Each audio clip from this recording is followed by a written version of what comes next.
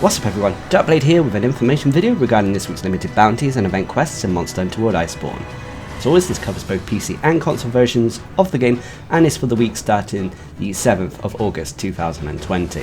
Now the season in Spice Fest is over, we no longer have daily limited bounties and we no longer have access to the vast majority of event quests. Instead we have weekly limited bounties, so they'll take slightly longer to complete, and we only have a handful of event quests. However, this week could be classed as something special as it introduces an event quest that contains FROSTFANG BARIOTH. This variant functions similar to the standard Barioth, however it's more aggressive, makes use of more ice moves, and of course comes with its own armour and weaponry. But I'll have a separate video about FROSTFANG coming out a little bit later. But before we get into the limited bounties, a quick miscellaneous reminder.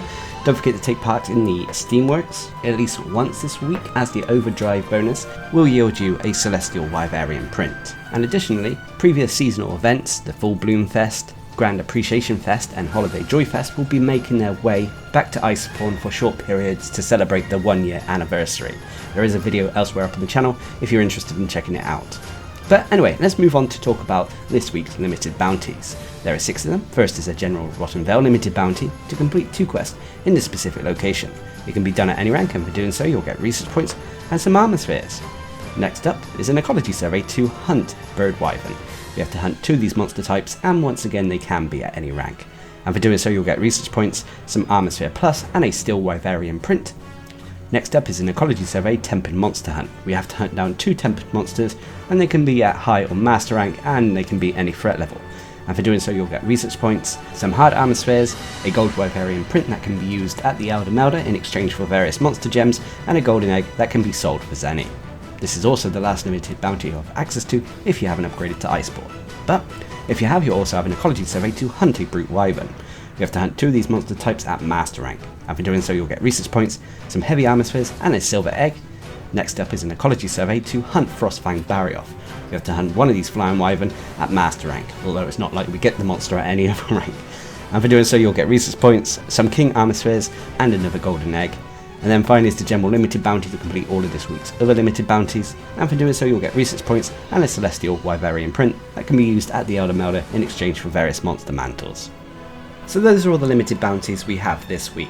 Obviously there's no real quick way to do them, in all honesty, as we got a week to complete them, so there's no real rush. You'll probably get them done eventually in time if you just play the game. Anyway, let's move away from the limited bounties to talk about the various event quests we have this week. Obviously I'll go into details about the master rank event quests, while simply listing off the low and high rank ones. So for event quests, first of all, up in the Gathering Hub we have the Red Dragon Siege. This is the safi'jiiva Siege. This requires hunters to be master rank 24 or higher, and has, through the efforts of everyone in the Gathering Hub, taken down safi'jiiva. And for completing this, you'll get safi'jiiva weaponry, materials to craft the safi'jiiva armor, which is well worth it, and of course Draco Lights to upgrade the various safi'jiiva weaponry you can earn. Next up is Trophy Fishing, a 1-star master rank quest that requires hunters to be master rank 2 or higher. This has players taking on 2 Beotodus in the Hoarfrost Reach. And for completing this quest, you'll get materials to craft the Frozen Kingfish Greatsword. Next up is the Desert Desserts, a 1-star master rank quest that requires hunters to be master rank 1 or higher. This has players collecting and delivering 20 hard fruit from the Wildspire Waste, a real beginner quest. Nothing too special about the rewards except basic materials for if you're starting off Iceborne. Next is the Colourful Carnival, a 2-star master rank quest that requires hunters to be master rank 6 or higher. This has players taking on a Kuliyaku, Zitsiyaku, Puke Puke and Coral Puke Puke in the special arena. Basically all the Bird Wyvern by Yangaruga. Again, nothing too special about rewards except for bonus hunter rank and master rank points, although this could also be considered a good event quest to take on if you're looking to get to Fey Wyvern gems, or you have limited bounties to take on Bird Wyvern. Next up is Balloon Fight, a 2-star master rank quest that requires hunters to be master rank 6 or higher.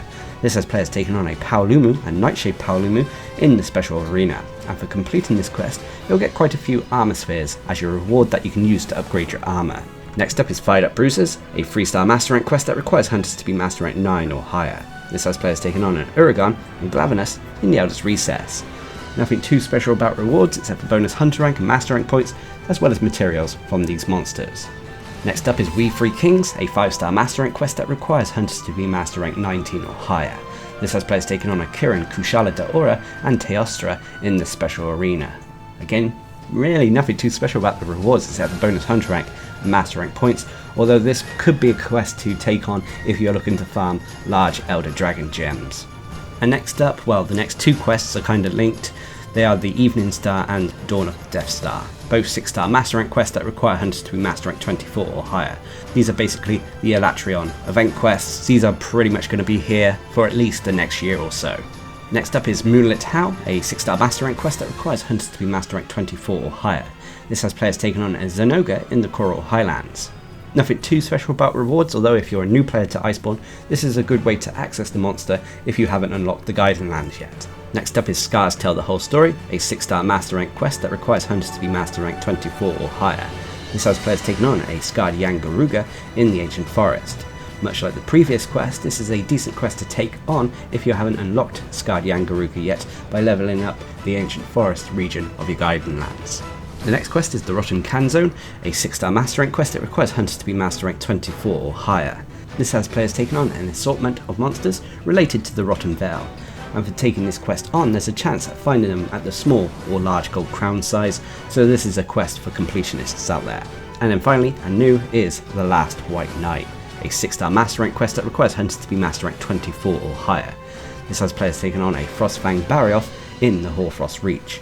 And for completing this quest you'll get FROSTFANG tickets that can be used to craft various pieces of materials from FROSTFANG Barioth weaponry, alpha and beta armor sets, and palico armor. You'll also receive a pendant, the FROSTFANG Barioth claws, for completing the event quest for the first time as well. But that's about it for the master rank event quests. Let's quickly list off the low and high rank ones. First of all, for low rank is Chew the Fat and Wicked Wildspire Warfare, two very easy event quests for players who have just picked up Monster Hunter World.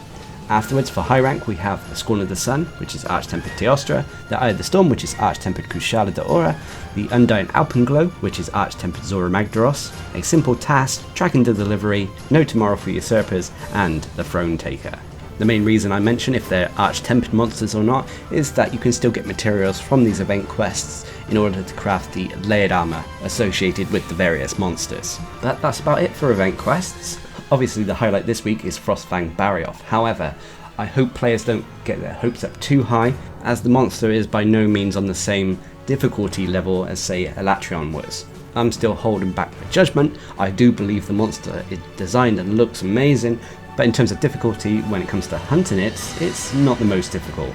I suppose this is why some people consider the armor and weaponry not that good, but I could still see pieces being useful in mixed sets, and fashion hunters will definitely be pleased with it. But what are your thoughts? Leave a comment down below, and until next time, I've been Darcblade, bringing you an information video regarding this week's limited bounties and event quests in Monster Hunter World Iceborne. Hope you enjoyed the video, thanks for watching, subscribe and like for more.